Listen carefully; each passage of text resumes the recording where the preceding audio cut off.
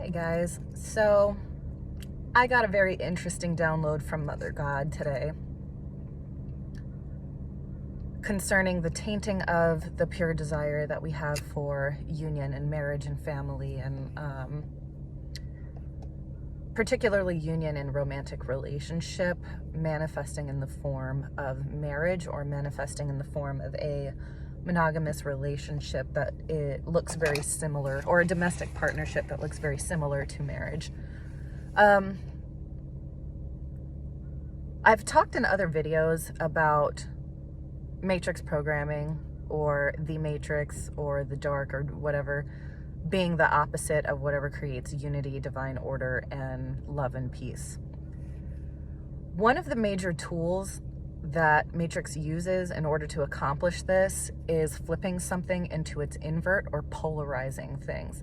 So inverting it from a pure version into a tainted version, or inverting it from an integrated presence into a polarized presence.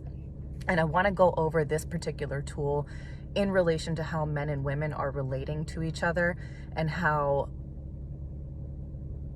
the idea of marriage has been used against women, both historically and how it is being used now, and how to avoid that trap. I'm not one to advocate against marriage. I'm actually a big advocate, personally speaking, in my personal beliefs, for monogamy, marriage, protecting the family unit, all of that stuff. But I believe that there is a pure way to do it, and there is an impure way to do it that will actually lead to chaos, and that's what I'm going to go over in this video.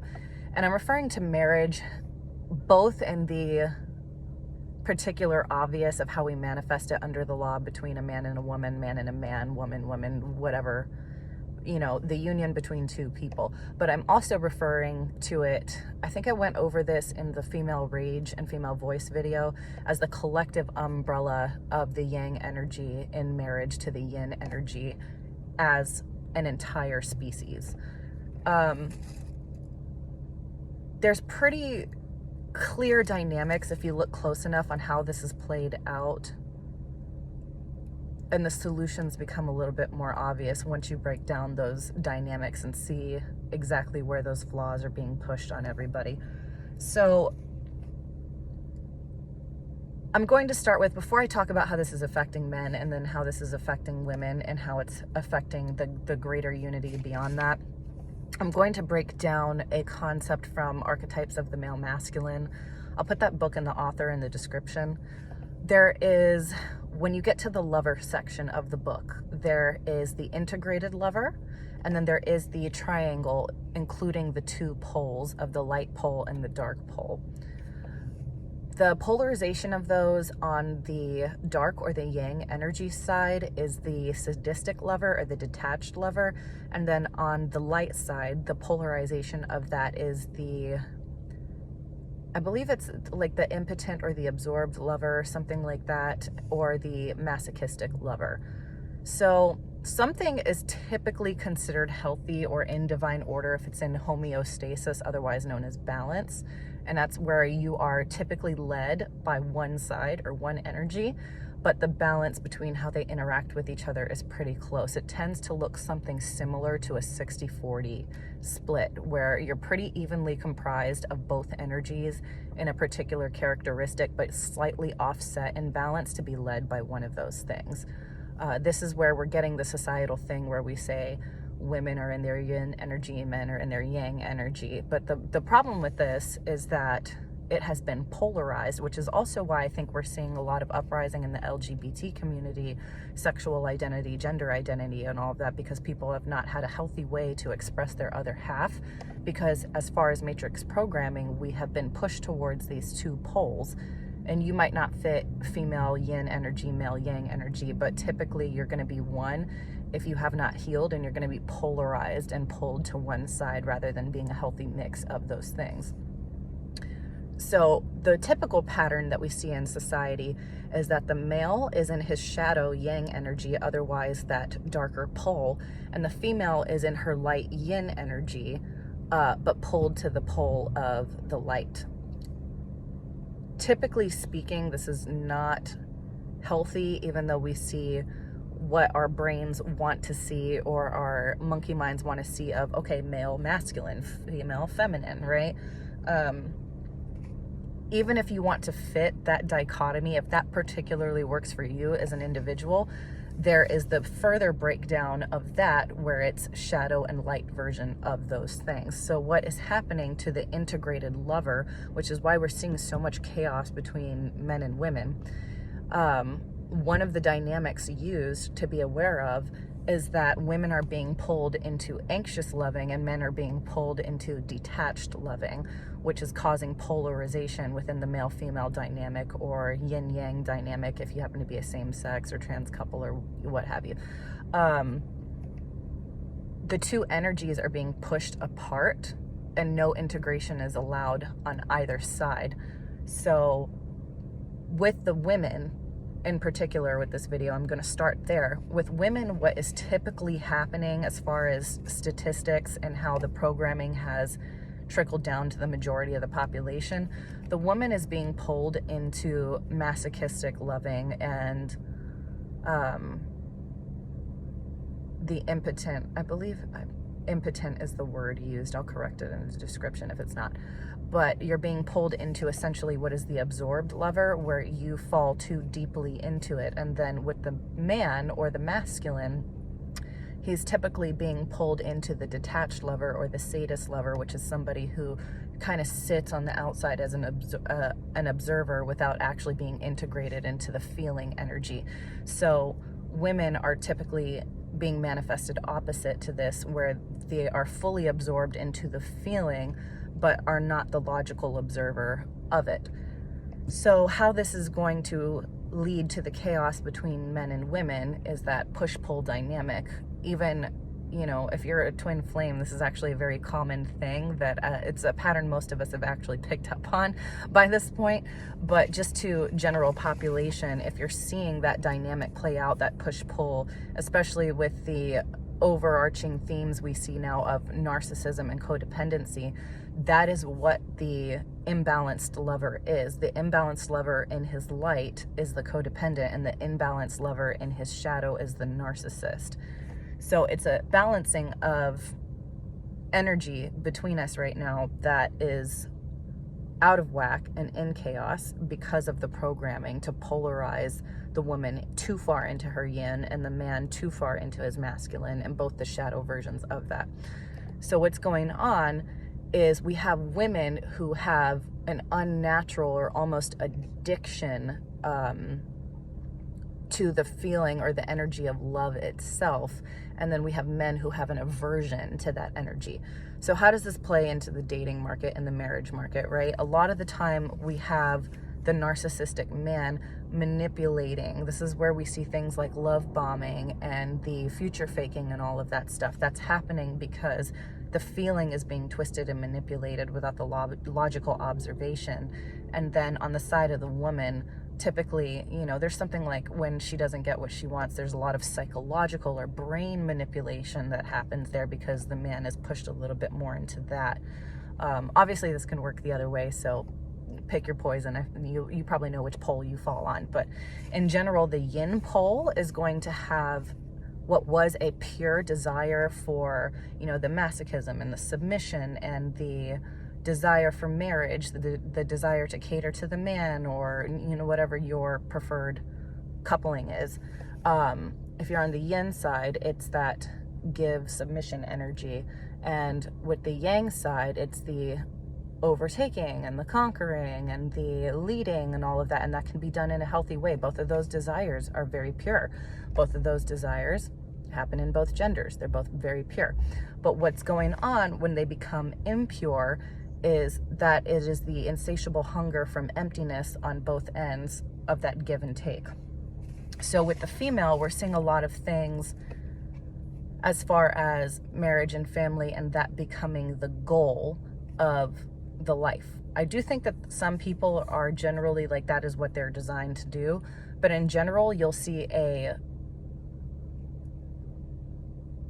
overarching theme with women putting the self on the back burner in order to fit the identity of wife and mother, and that is not actually authentic to many of us when you actually break it down, but that is something that has been programmed, yes, by shadow patriarchy. Patriarchy and matriarchy are both beautiful, but shadow patriarchy is very dangerous because it objectifies the world without feeling the passion energy underneath. So things and people become like tools. So what has happened historically, because historically men have had the power and men have had the power in their shadow, everything typically is going to be removed from that yin energy or that female feminine feeling of the immaterial, and everything becomes strictly material.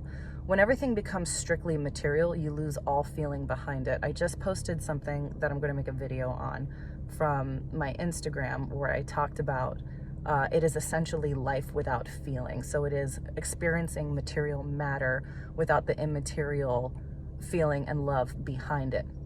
And then on the side of the feminine, because all of that energy had been utilized by the male, the feminine tends to be absorbed by the immaterial, aka feelings of love, feelings of affection, and all of that. So she becomes immersed in that. And when I say she, I'm referring to the yin energy and he as the yang energy, not as the actual people from here on out. So what happens is she becomes absorbed in this energy and has to take it on, because balance in the universe has to naturally be created. That energy has to go somewhere.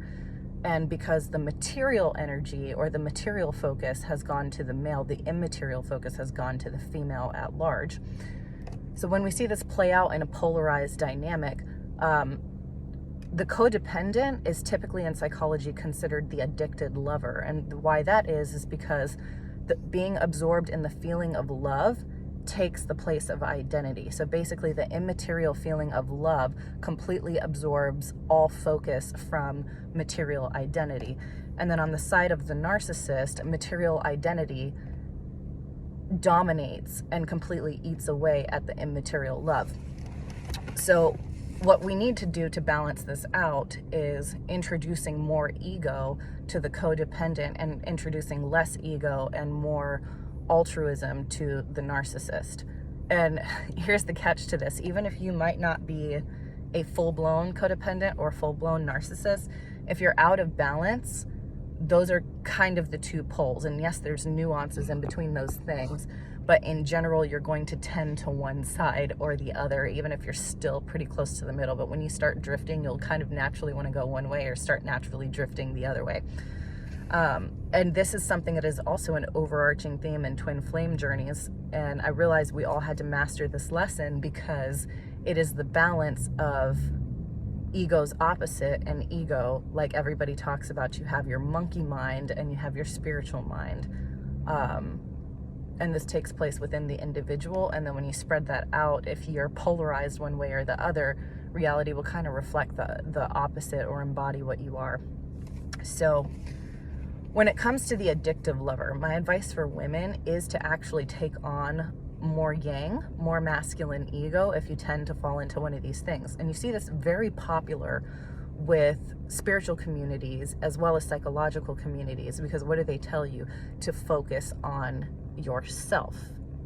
Typically, if you're codependent or you have abandonment type issues, which falls under that umbrella, or you are anxiously attached, it means that your focus or your sphere of center is on your outer environment. And that is why you attract people that are not focused on you, because you are not focused on you. And that's why this overarching polarized dynamic continues to happen, because the more you perpetuate the cycle, the more it's going to be mirrored back between men and women at large. So one thing, if you're functioning on the codependent side, a lot of psychologists will tell you that you have been trained out of healthy empathy into hypervigilance, which is where you're too aware of the outer environment, to where you have been trained into ignoring your own needs in favor of the needs of another person or whatever. You know, there's a whole list of things, but basically what is going on is you start to ignore the self and put too much attention and focus on everything that is not the self. And then with the narcissist, we have the opposite. The narcissist and the codependent are actually the same thing. But with the narcissist, we have the mirrored version or the mirrored pole of the integrated lover on the other end, which is where they're too focused on the self and not the outer environment, or they're too humanizing and forgiving and all of that of the self to where they can no longer be self-aware of the negative side. And then they tend to objectify the outer world. So the codependent actually objectifies and empties out the self and lovingly materializes the world. The narcissist lovingly materializes the self and objectifies the outer world. So it's a very balanced energy that is actually going on to keep the universe at large in balance. But that is taking place in the form of making men and women become out of balance. So with women or yin energy led people in general, if you find out that you are primarily led by anxious attachment, by codependency, by even symptoms, or maybe somewhere on the spectrum of borderline personality disorder, because it deals very heavily with the erasure of identity because of abandonment issues, things like that, anything under that umbrella, if you find yourself falling victim to that or finding patterns of that in your relationships, or you've been to therapy and a psychologist or psychiatrist has given you that diagnosis of body behavior, because it's not you, it's just how your body has been wired, but it's not you, you know? So I don't like to say that you are that thing. It's just you have something in your body that was wired miscorrectly, but the actual you can rewire it. So you don't actually have anything, and you're not anything related to that. It's just a problem that's passing through time, and you can rewire yourself to where you don't have to deal with that anymore. Anyway, if you're falling under that particular category, the integration of your inner monster and your ego, your material ego, is actually going to bring that imbalance, and that's going to feel very odd. This is why a lot of women say that you're going to feel guilty when you start focusing on yourself, because you have been trained to believe that that is bad. So it's going to feel like you're selfish, or it's going to feel like there's something shameful about that kind of assertiveness, or you're going to feel like a bitch, or you're going to feel like people think you have anger problems or something like that. And given, yeah, I'm sure there's a mature way to do it and an immature way to do it, and you can learn that as you go. But in general, this is why people who are codependent tend to feel bad about themselves when they first start establishing boundaries and assertiveness and ego and a little bit of selfishness. It's because you are actually too selfless, and that's not out of self-love. It is out of duty or fear a lot of the time. So it's not love. So when you say, I'm too good, or I'm too nice, or whatever, it's actually a pretty ineffective character trait, and it does not come from self-love. It typically comes from either fear of abandonment, fear of reaction, fear of standing up for yourself, and all that. So it's actually fear-based, chaotic energy rather than self-love energy. So when you start to flip that script and integrate it within yourself, which is actually very healthy, you're going to want to start addressing guilt, shame, anger, and gender stereotyping with this, because you're going to be looked at like you're masculine, even if you only do a little bit of these things, or even if you're still feminine in addition to that. When you become balanced, because people are so used to seeing the polarized version, to even introduce a little bit of that energy and look a little bit different looks starkly different to the population. So if you are a feminine woman and you integrate some masculine qualities, or you're a feminine man and you integrate some masculine qualities, the change is going to look bigger to your outer environment than your inner environment, even though you know what you're doing. So you're typically going to get a lot of backlash for this, or some backlash, or maybe shock, because the polarity is going to look so stark within that small change, and you'll probably get backlash from yourself because you're not used to functioning that way.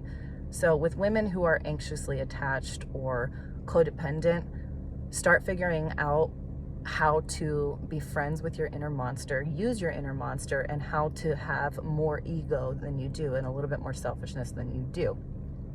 And then on the side of narcissism, full-blown narcissism is very difficult. There's a common stereotype that if you're full-blown and you're so not self-aware, it's very hard to bounce back from, and that's true. That's very true. But most people are not at the point of no return. contrary to popular psychology, I personally do not believe that most people are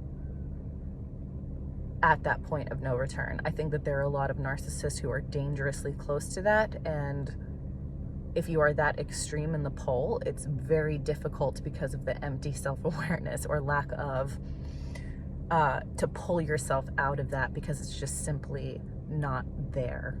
But if you notice and you have picked up or identified that you have narcissistic traits and you have a desire to change it, then your job is actually to be more altruistic and to humanize your outer environment.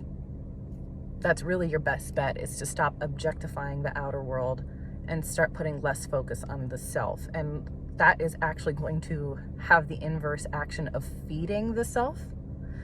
And then the narcissistic traits start to dissipate, because then you develop a healthy relationship with self-love. Because what is happening on the pole of the narcissist is the same thing as the codependent, which is why I try not to demonize them anymore. After I was out of my abusive relationship, I used to demonize narcissistic people very heavily, even when I started therapy, because my father was one of these types of people as well. And until I realized in my spiritual journey that they're the exact same people, they just handle the way that the energy is pushed and pulled a little bit different way, but they're both coming from selfish, fear-based actions. But the way that it physically manifests in the narcissist is that because the inside is so desolate in both sides, the narcissist mirrors this on the opposite pole, where they pour in more shadow self and more shadow self and more shadow self. The codependent tends to stay empty and try to pour the shadow self into other people. So the internal state is a little bit more manageable, even though it's just as painful to go on that journey. But with the narcissist, it gets tricky, because the narcissist fills more ego and off balances to the ego, which becomes very difficult to fix. But again, because the universe cares for homeostasis and balance, once one side or the other starts embodying a more balanced version, honestly, I know it seems very far-fetched to people who are either not scientifically versed or people who are not in tune spiritually, but even from a secular level, there's still truth in the fact that if you understand the way that energy works, as soon as one pole starts to embody a more balanced version, by default of how the energy functions and how homeostasis in the universe functions, eventually that other pole has to balance, because it only has so much energy of each type to absorb.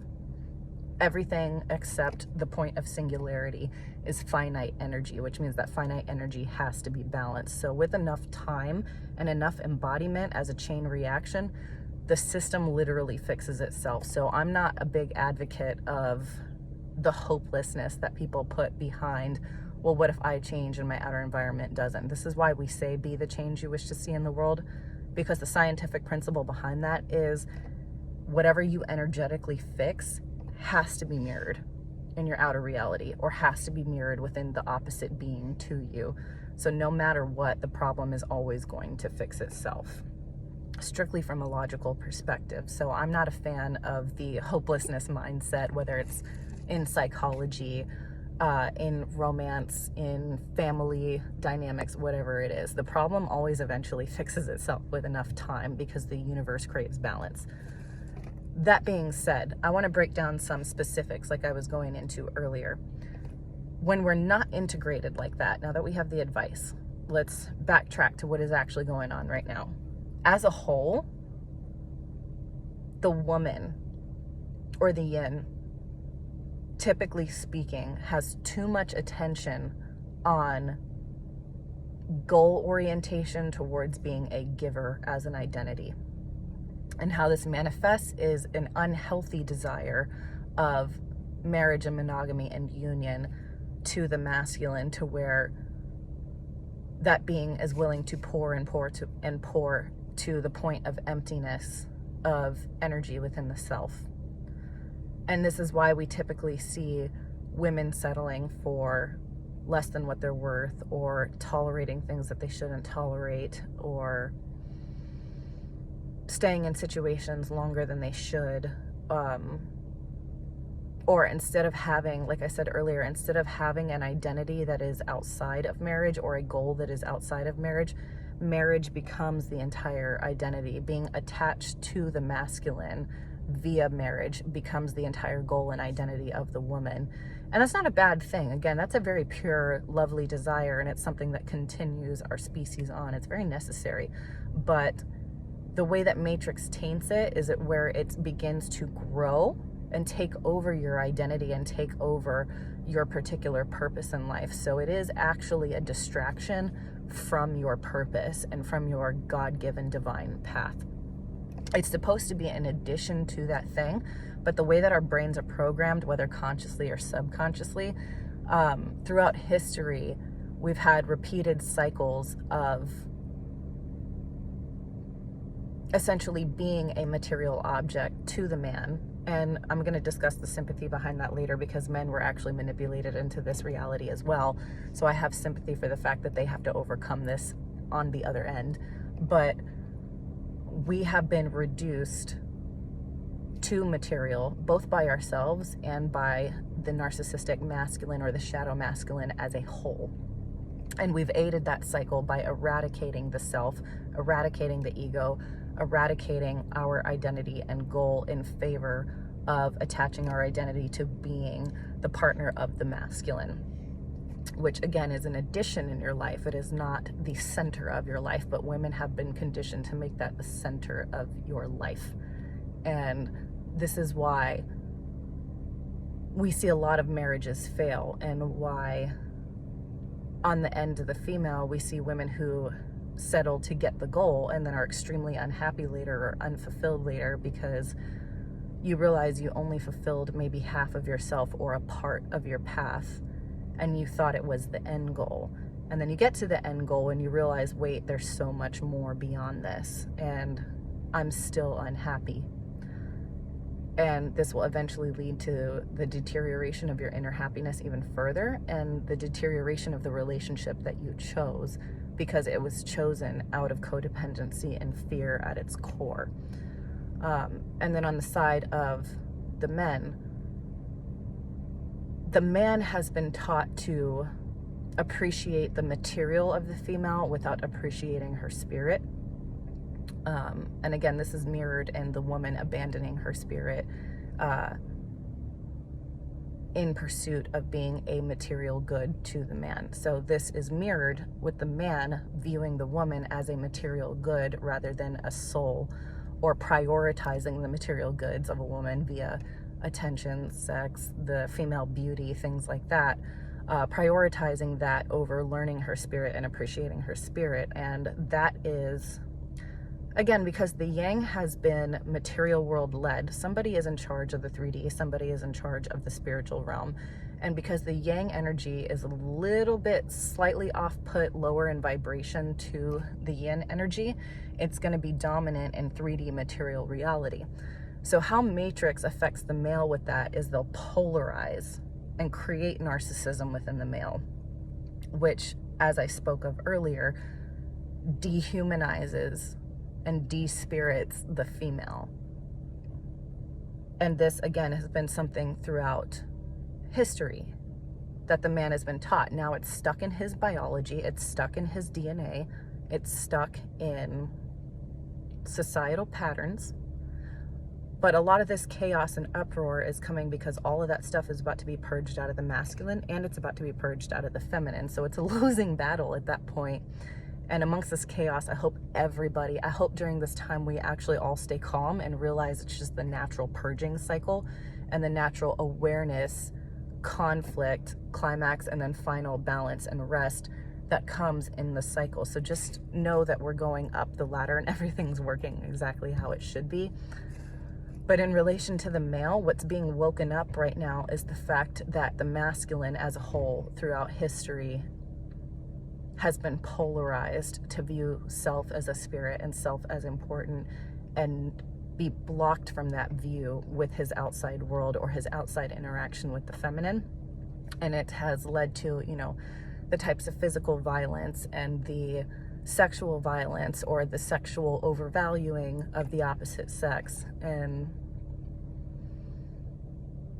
same thing. Even once the man has conquered a woman or multiple women, he remains desolate inside, because again, Matrix Path has led the masculine to believe that in the pursuit and the conquering of the yin rather than the nurturing of it, that is where his self-esteem and where his value is going to lie. And that is why once he gets it, he doesn't value it and eventually loses it. It's a perpetuating cycle on both ends. But the bleak reason behind that is simply polarized energy. And during this time, one really strong message I was receiving from Source is that we have to remember that each other is not the enemy. I talked about this in the Supporting Men's Mental Health. I think that, and I also talked about it in the Female Rage video. There's quite a few of them. But I talked about this in other videos where you have to remember who the common enemy or what the common enemy is. And the common enemy is separation mindset and chaos and disorder. And essentially getting the man and woman to bicker over the fact that this polarization has happened is only going to lead to further polarization, further hate, and further chaos. Everybody knows this, but I think it's great to be reminded of it as often as possible. And to develop a mantra, one really huge solution into it is, oh my gosh, words. One really huge solution for this is to remember and to introduce the mantra: he is not the enemy, she is not the enemy, women are not the enemy, men are not the enemy.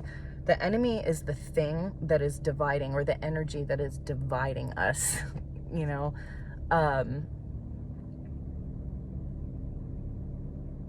Again, I also talked about this in the race video too. A divided house will fall. You guys want to think about this like the platform film or the Hunger Games. The only way that chaos and disorder and separation and polarization can stay in power is if that energy or entity can get the two things that it is trying to separate to battle amongst themselves. It's just like the Higgs boson. All you have to do is load the atoms, load the gun, photons, whatever, we'll look it up. But the Higgs boson, all you have to do is put it in the particle accelerator and it will begin accelerating itself and multiplying itself. And that's what's going on here. When you introduce chaos to something, you introduce an energy, therefore you're introducing particles into it, okay? Basic physics, right? Basic quantum mechanics. So once you introduce the energy, it's going to naturally polarize itself until an equal and opposite force acts upon it, which means the equal and opposite force of whatever you haven't embodied is going to be the thing that acts on this chaotic energy. So it's not the fault of the man, it's not the fault of the woman, it's not the blame of either person. And the longer societally we play this game, the worse that chaos and disorder gets. And there's going to be a breaking point anyway. Eventually people are going to get sick of this and do something. It's happened throughout society. It's part of the Wheel of Fortune cycle. So overall, you don't have to worry about it. But if you want to accelerate the healing and you want to be part of that, you have to remember the other gender is not your enemy. They are your friend, and you're trying to help them from drowning as much as you're trying to help your own gender from drowning. And by dealing with your own polarization and figuring out where you're at on that unintegrated lover spectrum, the faster you bring everything back into balance just by fixing it in yourself. You can help them by helping yourself, and doing your shadow work and all of that stuff. But again, just be the equal and opposite force that is acting on your own polarization, and remember that they are your friend. Remember that you are to love them, all of that good stuff. Remember that you're a team. Remember that you're fighting on one side against a greater entity, and stop letting it essentially bully you into dividing each other and attacking each other. While, just like in the Hunger Games, everybody who's rich is preying upon the fact that everybody who is beneath them will continue attacking and tearing each other down, because it feeds the cycle. And this is no different. It's no different with any other issue that we've been polarized on, particularly, like I said, race, gender issues, income equality, all of that. The only way cycles like that can perpetuate is if you can get the people on the bottom or the people going through strife to continue to bicker amongst themselves. So you have to remember that as you build and as you heal, teamwork is important, and you're fighting with the thing that is causing, or you feel is causing, your disorder. You're not fighting against it. You're fighting the higher thing that is causing disorder and division between you. It's not them causing division and separation in your life. It's not you causing division and separation in their life. It's part of a larger entity. It's part of a larger battle that is going on, and you need to keep your sights on that if you hope to have any success or solution or be part of the solution in this type of thing.